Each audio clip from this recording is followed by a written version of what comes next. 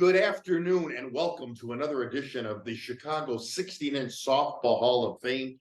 Today we go down a different road of this great game of the 16-inch Chicago in softball. Today we are honored to have on Rick Wostrazky, an umpire for over 52 years, right? 52 years. I was just reading a little bit on the bio. This is fantastic because every Saturday we meet here, Rick, and of course, it's been players, teams that have been inducted. We're in downtown Forest Park today here with Rick, and again, this beautiful building where you have the jerseys, the memories, the articles of the game, and today, the balls, and you go around this room, and this name Rick Wostrazky might even show up in a lot of these articles because he has umped so many championship games and great games here in Illinois. Rick, yes. Pleasure to have you this afternoon. This is a pleasure. Thank you. And again, we were talking off camera. I have a quick story that I'll do within the game with the years that I played. But it's always great to see the perspective now of this game through the eyes of the players. Yes, of the eyes of a great umpire here in the state of Illinois. We have some people in the audience here today that are going to be listening. And that's always here at the Chicago 16-inch Softball Fame. Our president, Paul Rowan, sets aside this time so we can have guests like Rick and some of the greatest players. Rick, 52 years. So we're looking 1971, correct? 1971, my first game was right here at Forest Park, Oh, wow. North Field, and my dad had the South Field. We came together. Wow. I was 22 years old. And I came home that night. I had a good time. I didn't get a lot of garbage that night. And I said, I like doing this, Dad. It's going to be fun. Now, that was the actual very first game that you umped. Well, I did 16-inch in college, but it's Got the it. first game I did up here. Up here. 1971. So June of 1971. June of 1971. I got to ask you. So here you're, in everything, that we have the umpire or the referee. You become the focal point right away of a situation and a game, and you have the fans and of course players' reaction. How did you handle that first night? Were you nervous? I was, because the first team I had was John Hornacek, a Hall of Famer, first base. Okay. Gene Bignatore, ex-head coach at St. Joe's. St. Joe's. He was the pitcher. Sure. Dick Flays was that short center. I saw him a couple of weeks ago. He's about 80 years old. Wow. And Bill Bonk played second base. So I knew walking on the field, this is a pretty good team here. So I got to be sharp. We got some athletic guys here. When you say Hornacek, was that Jeff's dad? Yes. Jeff's dad, who of course became the NBA star. That's so right. So that was my first game here, 1971. It was a regular league. It was a tremendous league. Luckily, I had a good night my first night, and I got invited back. And you know what? I like the way you open it up, that you say, you have a good night, meaning you had to be, you had to be on top of your game. You had to be on top of your game, just like the left fielder, the shortstop, vice versa. He's got to be on top of his game. Absolutely. When we use the letter A. Absolutely. So really, from that first night, I'm going to use a word here a lot in this interview today. You developed the passion, correct? Yes, I did. No question about it. And I said, gee, I'm going to do this. This is fun, Dad. I like doing this. And so I got a hold of my assignments. I'd like to go back to that park. So I umpired at Forest Park a lot in those days. Yeah, because not only Forest Park, Berwyn, Naperville, Addison, North Riverside, Wheaton, Lamont, LaGrange. You name it. I was there. I were there. Right. I got to ask you, it's just like anything else in the life, and tell me, because really today I find this to be, I was so excited when Paul told me it was going to be you and it was going to be an umpire. And by the way, I want everyone to know that on October 28th, this gentleman, Rick Wostrazky, was inducted into the Chicago 16-inch Softball Hall of Fame for the years of just some great umpiring, and of course the respect from other players. This is fantastic. Definitely. And the honor of honors. Yep. But now here's my question. As a ex-hockey player, or even now you being the umpire, when you looked at a team that you were going to you're going to go tonight, let's say if it was Lettuce against the Whips, did you say, oh boy, We got so-and-so out there, we got so-and-so out there, these guys like to rebel rouse, these guys like to trash talk, they're gonna be scrutinizing me. Did you have to prepare, knowing this was on the schedule? Absolutely. And in which way did you prepare? You prepared in your mind to be totally aware of both teams, what they were saying, how they were saying it. That way, the minute you saw something you felt was gonna escalate, Right. time. And you go to the manager and say, we don't need that right here. Now we've got a good ball game going. Let's keep it going and not have any problems. So please control your players. That's how we tried to do it. And I'm sure, before games, you probably talked to captains to say, hey, listen, Absolutely. I heard you guys played last week and there was a little bit of a rhubarb going on. I'm not gonna take any of this tonight. Well, you didn't do that much. You just said, let's have a good ball game. If you have some questions, approach me in a gentlemanly manner and I'll answer you in a gentlemanly manner. That's how you try to approach it. Trying to be professional, dignified while you're on the field. And then hopefully you're gonna get that back from the players. From the players, right? The respect, Correct. the respect. Correct. You know, over the years, like I says, in talking to parents, what I was doing, I was a hockey coach. In talking to parents, I would always tell the parents, oh, you know, we got hosed by the referee tonight. No, we did not get hosed by the referee or the umpire. Our team decided not to play and listen to the coach. Point to their potential. Exactly. We're all gonna have a bad day, I said. Right. Me as the coach, the player, and maybe the umpire and the referee are gonna Sure. have it. We're all gonna, we're gonna miss a call, we're gonna miss a You're decision. generally not gonna lose or win a game based on what the umpire did that. Right. You know, if it's a 1-run game and the umpires obviously missed 3 out and safe calls at second base, that's a different situation. Sure. But that doesn't happen that often. Right. And I tried to make sure it didn't happen, so I wouldn't get complaints by the players. By the players. That's what you tried to do. Over the years, when you had these games, and you were in some major games here, I mean, over the years, when we talk about like the Westchester Classic, The you know, Life Classic. the Life, yes. That was a huge, it was all the major teams. all the major teams. But they were playing in the suburbs, so that was sort of fun to bring those teams out there. As this veteran umpire, did the crowd ever get in your head? You try to block it out, because if you let them bother you, then that affects the way you're gonna call the game. So I was focused totally on the 20 players who were in that ball game, and I really didn't hear much from the crowd. Right. If you did, you would ignore them, because if you start talking to them, or Now they know they've gotten inside your Right, head. so Exact, perfectly you said. don't, Rick. you might look at them, but you don't say a word. Right, exactly. Because I've always wondered about that, being the coach and listening, or even as the player. Hey, I wonder if Wostrazky heard what that guy in right down the right field line said. You try to block it out of your mind and just concentrate on the ball game at hand. So you otherwise you're gonna miss the next call, because you're still thinking about what this guy said in the stands. Sure. Concentrate on the pitch, get it right, get that bang bang play right at first base. That's how you stay out of trouble. Sure. Rick, I gotta ask you, because I was not too familiar with this. I started playing around 1980. I started playing late in my career, softball, 1979, 1980. I was 19 years old. When you were doing these big games, the Life, the Westchester, the DuPage County 16-inch leagues, were there 1 or 2 umpires? It was just you or No, we never had to. Maybe you would on a championship game, but for the regular season and even the tournaments, you'd have 1, and maybe you get to the championship game. Got it. Too. That's about it.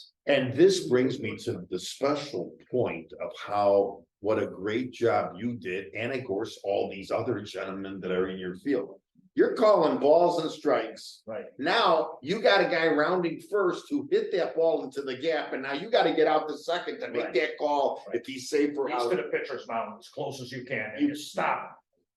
Look at the play and then make your call. Right, exactly. And again, just watching them say if that second baseman now picks up a ball and there was another guy in front of him who's maybe running to the plate. Right. Now you have so this is a lot going on, A lot going on in a ball game. You Um, gotta be aware of. Rick, was there, before, of course, you do that first game here and everything else at the college, did you go through an instruction of, to learn the system of the, Yeah, I learned a lot from Tom O'Neill. okay, He, I started working in some of the tournaments for him. And he'd come out and watch you, and then after a game, he'd say, then need to do this a little bit different. He taught me a lot, but I was doing so many games, averaged about 300 games a year. Yes, I Such a long period of time. Yeah. That you'll learn. 300 So I games. was working 7 days a week. Yeah, I mean. I love the game. Exactly. That's why I was doing it. Yeah, I mean, 300 games a year, it totals still during this 52-year career, and 18,000 games in a career. I mean, this is 18,000. This is, if I had to put a word next to that, that's dedication. That's dedication and a great work ethic on your part. So I learned a lot from Tom O'Neill, and I work in the tournaments on the weekend, the Life Classic, Chicagoland Classic with Bob Ancona. And, when you get experience, you get better at what your trade is, and that's what I was doing. And I like to always think I was hustling all the time. And when you hustle and players see that, they appreciate it and say, even if you miss a call, hey, Rick Wright was on top of the play and he missed it. Let's get on and get a base hit, next guy. Right, exactly. And what I love about that is, a player, and just talking to you now here in these short 10 minutes, a player can see your passion, that you're not out there, oh yeah, I can't wait to get that paycheck at the end of the week here. Well, I'm not standing behind home. Yeah, you just stand out on there, the field, getting as close as I can to the play. Right. You were involved in every aspect again. And again, for the people that never saw this game or even watching a league ball game, a fly ball out to the outfield always amazed me about an individual like you, the umpire, when that guy, and there were so many great ball players that you saw that, here's a guy who's gonna now dive for a ball. You've got to make that decision, run out to see if he trapped it or not. Right? It's not like you were at second base, you were at home plate. So you're gonna try to get out to the pitcher's mound, because then you also got to watch the runners touching the bases. Right. So you look at the trap, make a call, and then look where the base runners are. So you make sure they're touching all the bases, especially if the bases were loaded at the time of that trap. Exactly. Pretty tough call to see 3 bases and the trap in left field. Right. So you make the trap call first, this or out, and then immediately turn your head to second and third to wherever you saw the base runners. So perfectly said, to watch the whole situation, and I love the part that you bring up that the bags could have been jammed. Right. And you got this kind of a situation. So basically, you're in the mode of that player. Right. I caught it. Did I drop it? Did I trap it? Am I throwing it? What base is he going to? Just, I mean, this is a lot going on. With these, when did you know that, how are you assigned? For when we go back to Rick, these major tournaments are like the Westchester, the Life, the DuPage, the major ASA 16-inch tournaments. How are you assigned? Are you assigned on how you work the games during the regular season, or did you ask this? I was initially working for another assigner when I started in 1971. His name was Gus Fisher. Okay. And he lived in Brookfield, not that far from here. And he was the signer of all 16-inch softball. Okay. Then I moved to Naperville in 1974. I Right. started my own association at that time. Oh, wow. And I've been assigning for 47 years. Okay. So then at that time, Tom O'Neill would call me and say, hey, we got the Chicagoland Classic coming up this weekend, wherever we had it. I did my first national in 1981, at Lou Boudreau Field. Oh, wow. Ron Oleziak played, hit a ball as far as I've ever seen, next to Holstein there. Yeah. I've heard the stories of some of these long balls at the Lou Boudreau Field. Right. So then Tom O'Neill would assign me to ask if I wanted to do the nationals that particular year. So I did it in 81, and I've done 14 since then, including this year in Oakland on the 28th of August. Wow. I've done 15 totally in my career. Incredible. Pretty good about that. Oh, this just looking at the resume, like I said, is tremendous. I gotta ask you, so you start your own thing. Started my own association in 1974. I've had it for about 47 years. And but still, when it came to those tournaments, that was assigned to Tom, Bob Ancona, people like that. Right. You had people come out and watch you to feel you had a certain level of expertise to be able to umpire those type of national tournaments. And when you say you start your own thing, you're basically seeing even now the younger set of an umpire coming in to learn to umpire. Except we're not getting young people in the business right. Gotcha. I have 50 umpires on my roster. Very few of them are 25 to 30. They're old. Why do you want think- to do it? They don't. They wanna do don't want to do it. No. Is it the pressure of dealing with the athlete or the pressure of the learning the game or the It's not wanting to have to deal with right? the things you have to deal with in a normal game, where I didn't look at it that way. Well, I'm gonna get better, in which case, if I get better, I'm gonna get less complaints, less people yelling at me. And Sure. that's why I did the Nationals this year, and I didn't get one peep in 6 games in 2 days, not one. Yeah. peep. And again, I mean, the respect factor for you was huge. Again, not to correlate the two, and I didn't want to come in here today to correlate the two. But in the state of Illinois now for youth hockey, they are having a major problem with this. Right. They cannot get young because of parents yelling in the stands at them Right. or what, and to deal with the game situation of the athlete. I mean, here's the craziest question of the interview today, but from 1971 to 2023, are the changes rampant as you see the athlete and the respect to the umpire, or does the game change? What hasn't changed? Let's remember this, I started, we had wood bats, Right? remember they corked on the bottom. Sure. Because you could get a good grip with that. I still have one of my father's in my garage. Oh, wow. We played in the 50s. So that was one major change when we got their aluminum bats. Sure, sure. But as far as the respect that you got as an umpire, you know, it's how good you were. Did you hustle? Did you get the bang bang play correct at first base? And if you did that consistently, then you know, the grief you took from players was kept to a minimum. That's what I tried to do. Yeah. And even as we've approached the 2020 markers here, the 20 Right. years, you see that still to this day, that the athlete of today, you know, because I'm looking at my age, the athlete of my era, which, you know, I probably ran into a few times myself. Sure. You really did have a respect. I mean, I like what you brought, you know, the point of, you know, I'm hustling, you should be hustling. Don't give me some crap that, you know, I made a mistake because I maybe called a guy out safe or I called a ball on you. You might have went 1 for 5 tonight. That's not very good either. Yeah, right, exactly, right? I didn't give you any garbage. That's part of it. Exactly. So when you walk down the field, you learn that you're gonna take a certain amount of feedback. But you just handle it and you deal with it. If they're respectful to you, then you just walk away and you turn around and, you know, go back to home plate. All right, let's go. You go with the next pitch. Keep the game moving. Keep the game moving. Right. You saw so many tournaments. You saw so many teams over the years. Did you ever go home at night and you said, let's say it was a game that, you know, was all on the line. You knew it was a big game. Let's play it over here. Over here in Forest Park. Did you ever go home and say, wow, man, what a game that was? Did it stay in your mind? Do you remember I don't want something? to say a single game. No, not a single You game. know, like I said, we used to have the Life Classic sponsored by the Life newspaper. Larry Randall was the president of the company at the time. It was all the major teams and it was like doing a national champion. I don't believe we had that Forest Park tournament when the Life Classic was in its day. I don't remember the exact year that the Forest Park tournament started. But the Life Classic was like the Forest Park tournament in the early 70s.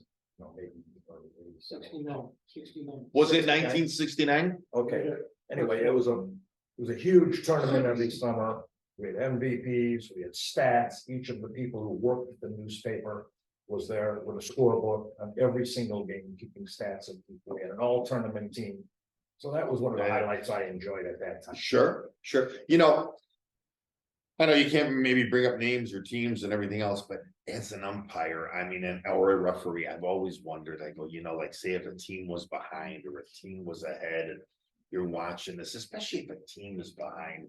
I think you as the umpire probably saw in your mind, wow, this team's, you know, they're not doing it today. They're just It's not their night. yeah, they're throwing the ball around, they're not hitting the ball. Right. But when you see as that umpire in the back of your mind, when you saw a team that maybe got down 7-0 and comes back to win a game 9-8, what goes through your mind? Like these guys were scratching and clawing all night, or they didn't give up. I mean, do you remember some of those? Most of the time, you know, because of all the games I did, I had a team before You know, so I've seen how they would come back in games, so it wasn't really a surprise to me at that time, you know. So I better be sharp, and I remember they were down 2 weeks ago at wherever, North Riverside, Yeah, and they came back from down 7 in the bottom of the 7th. So I'm gonna be sharp in the 7th inning, because they could do that today, because they're that good, they're that talented, sure. no doubt about it.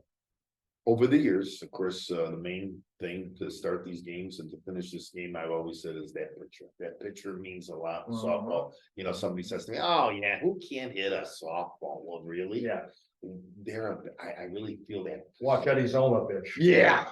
Okay, great example. Oh, I love that. Eddie Zola. So again, here, this really kind of dictates the game. Over the years, you know, that's that first thing that happens in the game, is that pitcher's gonna dictate.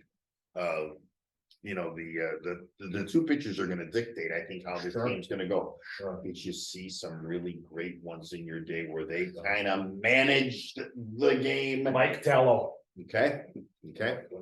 He was just a tremendous player, and he's all out great pitcher. There were even Gene Dignatale was a great pitcher for his team. I think he was on Sportsman's Lounge.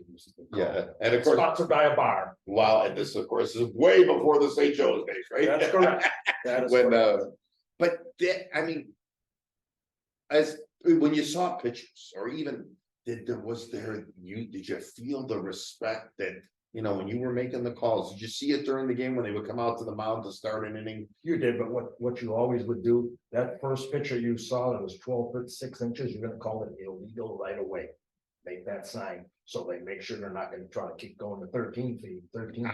So you call it in that first inning to set the tone for the rest of the. Well, okay, so you right away, First inning, I'm gonna look for that 12 foot 2 inch pitch. okay, Might be 11 feet 9 inches, but I'm gonna call it illegal anyhow to make sure that pitcher's not going way up there and gaining an advantage over that batter in the box and saying, "Hey, Blue, that's 13 feet." So I tried to nip that in the bud right in the first or so second. you were setting the tone, right? You were setting the tone. Absolutely. Great thing by you, because over the years when I was playing this at the, you know, I didn't play at the level of some of the gentlemen that are here tonight, but over the years, I always wondered, you as the umpire, especially with this box, I saw so many guys. I was able to watch as an outfielder when I saw somebody, because there really was no regulation in that box, correct? Right. Until maybe you Right. got to one of these major tournaments. Correct. Then they would draw them correctly, draw them correctly. and we would watch it. We'd mention that in the pregame. Hey, we got a batter's box today. This is not the regular season, so you better have your guys stay in the box tonight, or I'm gonna call them out if you're out. Yeah, so there's no running up to the ball, and No. but you, No. did you see a lot of that during the regular season where a batter would try to, you know, change his stance facing, say, a zona or a tallow? You did a little bit, you know, but as you well know, you have a certain style, certain way that you, when you get in the box, how you're gonna approach that pitcher. Sure. And how you're gonna approach that ball coming in. So you didn't change that much, but, you know, it was great umpiring those great pitchers. I believe Eddie Zoma's son played one of the Nationals a couple of years ago. I do have to tell you one story. Yeah, I do please. I do high school baseball.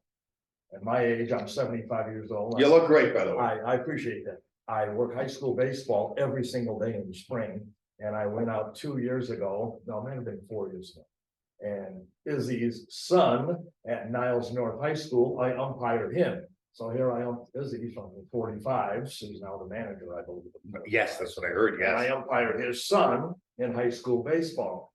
2 years ago, I go out to Bennett Academy in Ohio, and there's Randy Russ, who I umpired hundreds of times. And his son is playing center field for Niles Notre Dame. So that was a neat thing in my life, that I umpired these fathers, and then 20 or 30 years later, I'm umpiring their sons in high school. That was a great thrill for me to do that. Yeah, and I mean, how it, you know, everything like comes back Right. full circle. Right. It just, So that was neat to do that. And I saw Randy Russ recently, so we talked about that. He was here at the induction that day on the 23rd of July this year, so it was neat to see him. oh, for sure. And his That, brother that is a took it great back. story, because, you know, like I said, how everything comes back full circle. Dad, father, you know, Right. the father, something. Remember his father, great third base manager, great player. Sure, He's in the sure. Hall of Fame also. If I Yeah. recall.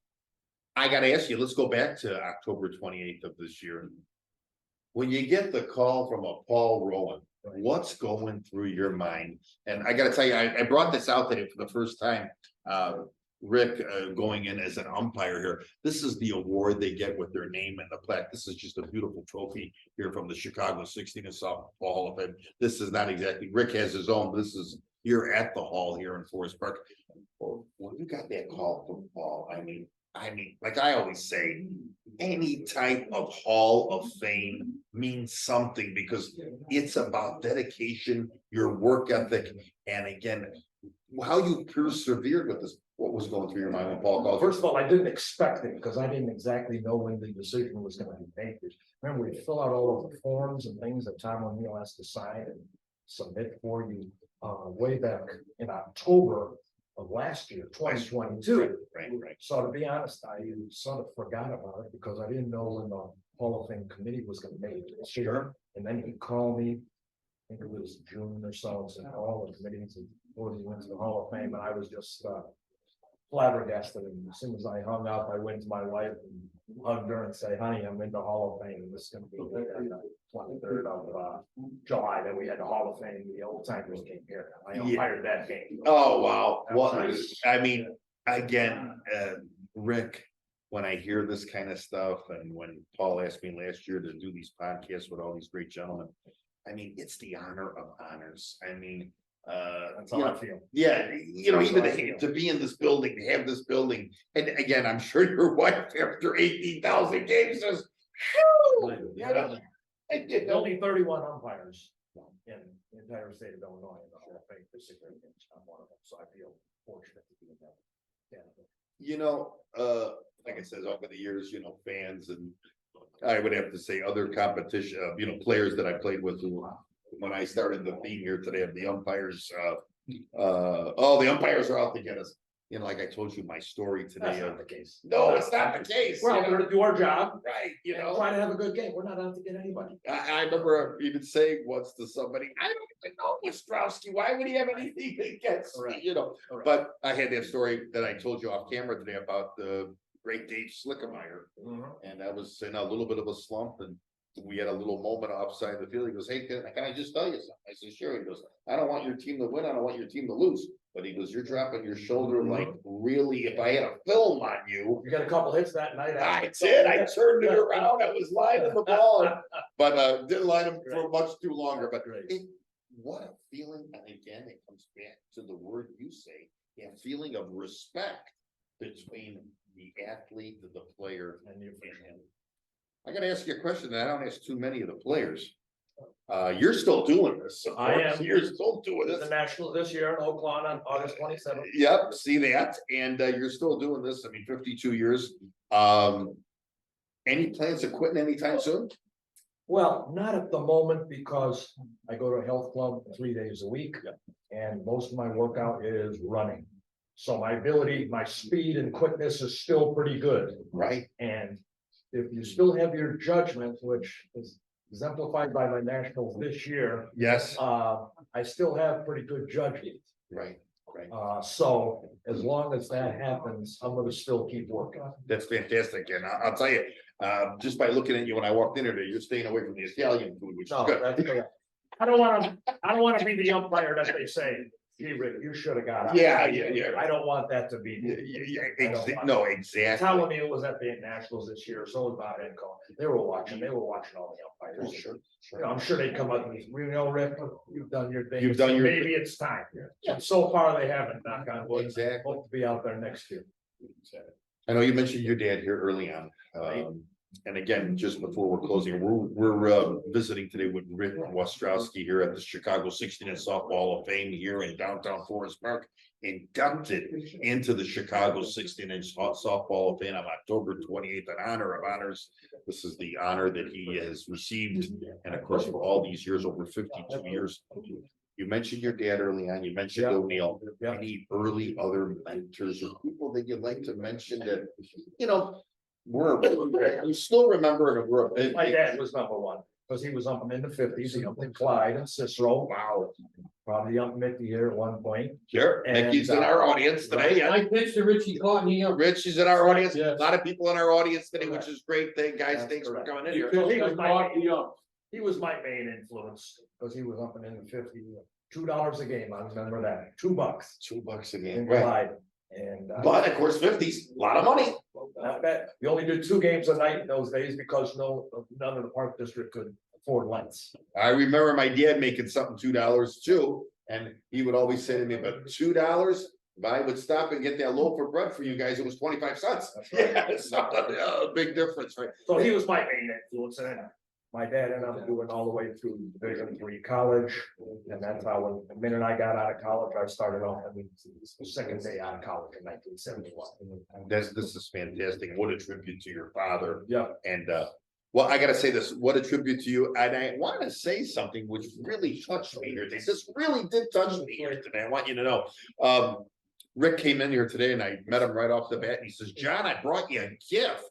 And he's brought me the participant manual of the official rules of softball of 2023. So I should have looked at this 40 years ago when I was this chatterbox Italian. I wouldn't have got kicked out of so many games. And of course, a team scorebook, the official team scorebook. I just want you to know, Rick, when I look, so just that early couple minutes that me and you talked, I could see the respect people had for you and for this game. You are a tremendous I thing. still have a copy of the original Wow. Chicago rule book, which is only 39 pages. 39 That pages. one's 250. Yeah, 250. I Wow. gotta donate it to the hall, the original one. And I'm sure if we took a test on this, you would pass this thing with I flying. would say I would pass. I think you would do very well. Yes, I would. I gotta tell you, in closing right now, I always tell the players and I always tell the teams that are get inducted, you truly, my friend, are part of this and you are part of a dominating bunch.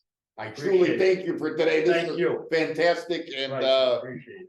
somewhere down the road, if I ever come out of retirement, I hope you're on for me. I hope so too.